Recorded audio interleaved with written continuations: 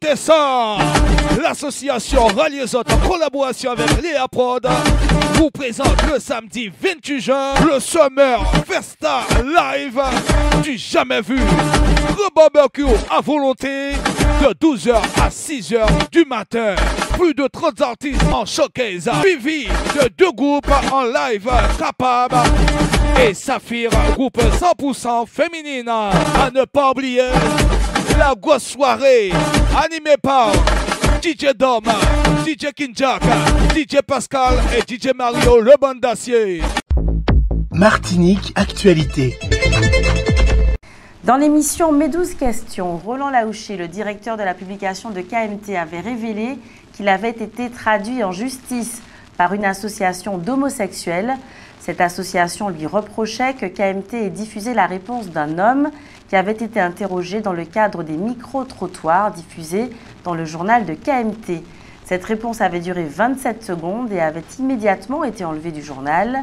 Le tribunal, contre l'avis du ministère public, a relaxé Roland Laouché, qui était défendu par maître Raphaël Constant. Comme nous vous l'avions annoncé dans l'affaire Green Parrot, le jugement a été rendu hier, mercredi 25 juin. Maggie Marie-Jeanne et son ami Marc Pronton ont été relaxés pour prise illégale d'intérêt, malgré les réquisitions du parquet. En revanche, Maggie Marie-Jeanne a été reconnue coupable de faux. Elle est condamnée à une amende de 20 000 €, dont 10 000 avec sursis, et se voit interdire d'exercer une fonction publique pendant 2 ans, peine également assortie d'un sursis simple. Aucune peine de prison n'a donc été prononcée. Alfred Marie-Jeanne, le père de Maggie, doit quant à lui être jugé séparément à la rentrée judiciaire de septembre.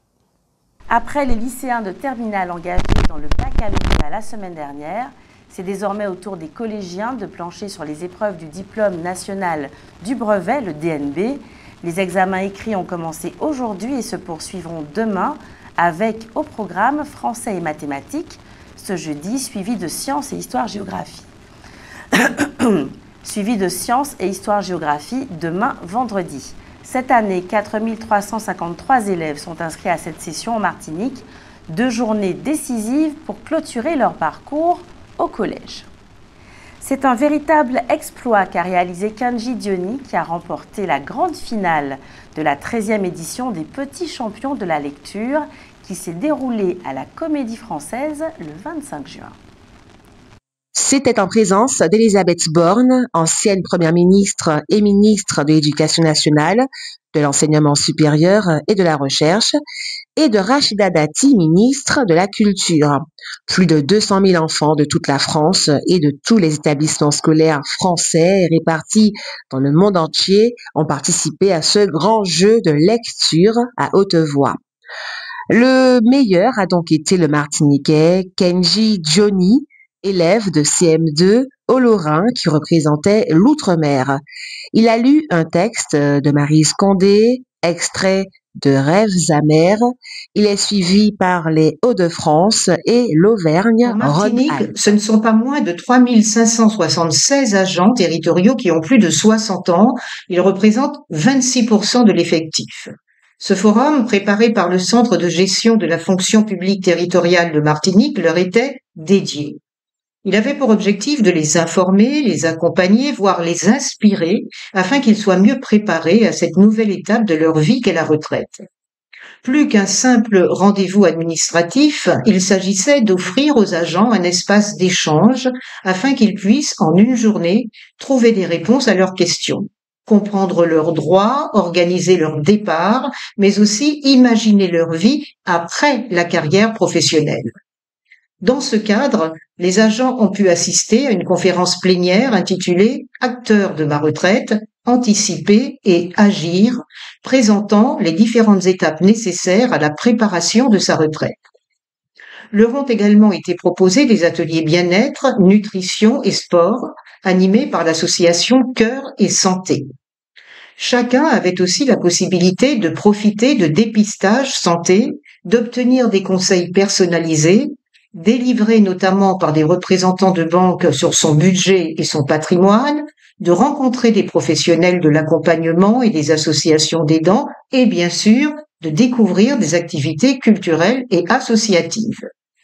Une diversité d'intervenants issus de secteurs variés, donc, pour que chacun puisse recueillir des outils concrets lui permettant de construire une retraite à son image. La criminalité organisée poursuit sa progression inquiétante en Martinique.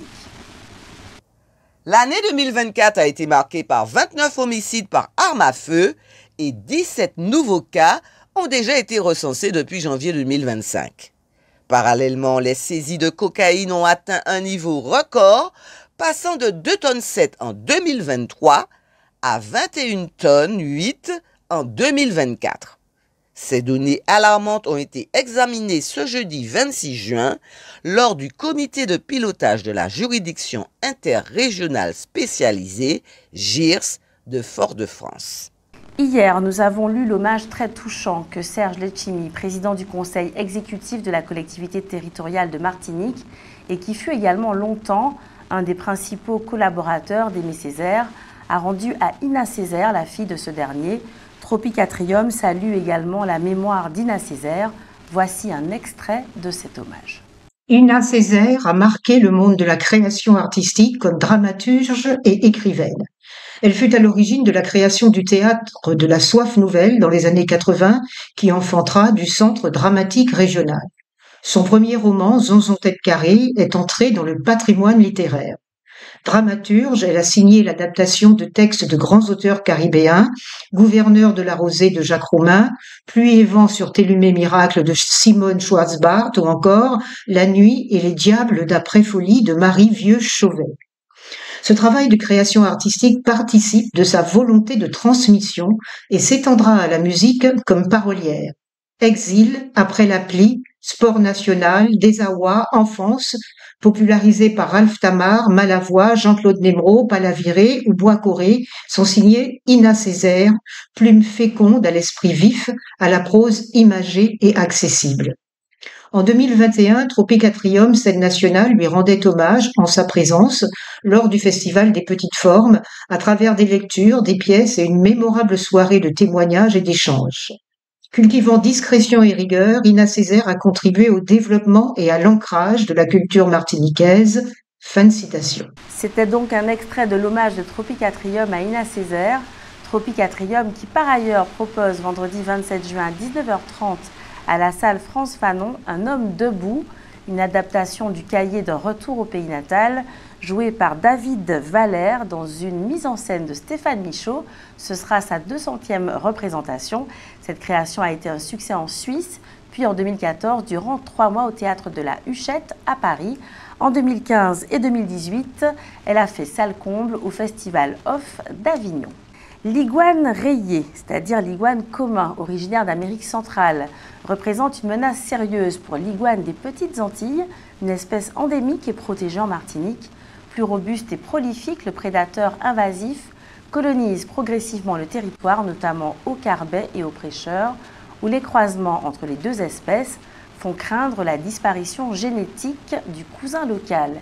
Les autorités et associations de protection de la nature appellent à renforcer les actions de capture et à sensibiliser la population à cette urgence écologique.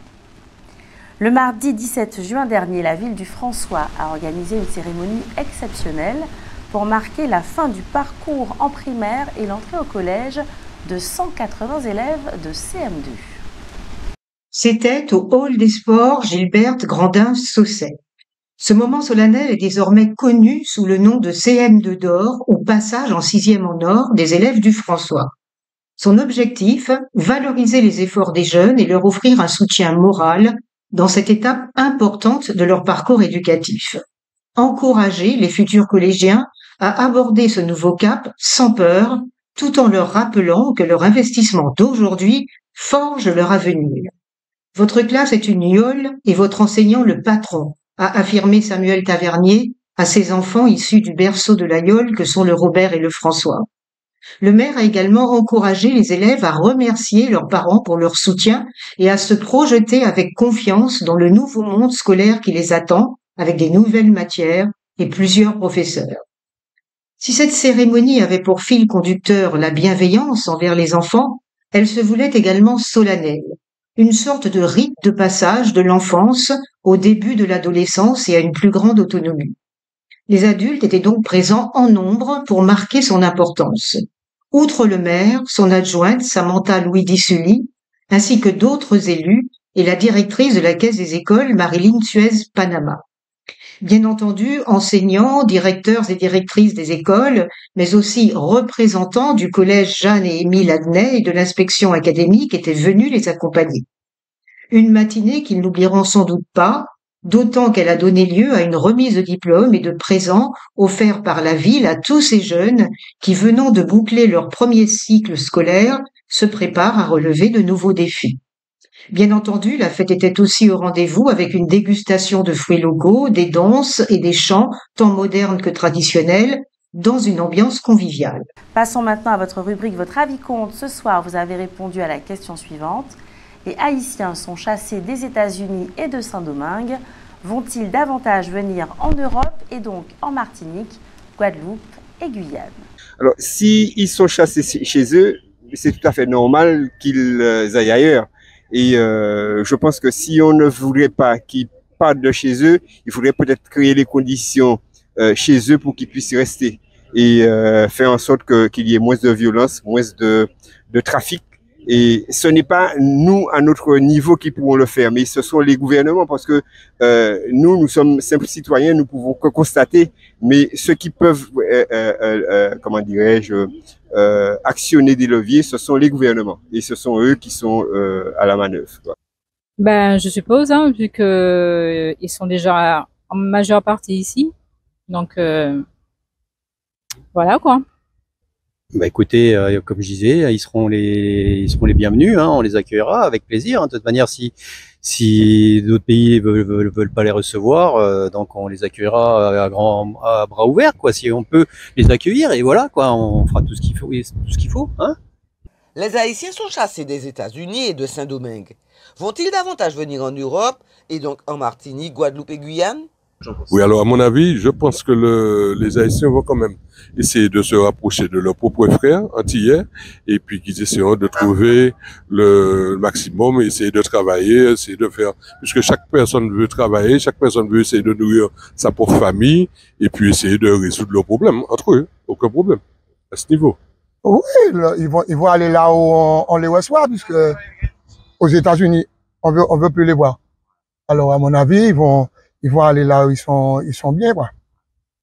À mon avis, ils iront là où ils le pourront, là où leur argent est en plus, sinon, là, ils sont défavorisés, donc, ils iront là où ils pourront, tout simplement. Ah ben, pour ma réponse, je pense que vu que nous ne sommes pas situés très loin de l'Amérique, peut-être qu'ils peuvent bien atterrir chez nous. On ne sait pas, après tout dépend de leurs finances et de leurs moyens, quoi. Outremernews.fr, le site de l'actualité Outre-mer, 24 heures sur 24 et 7 jours sur 7. Retrouvez la chaîne Outremer News sur YouTube.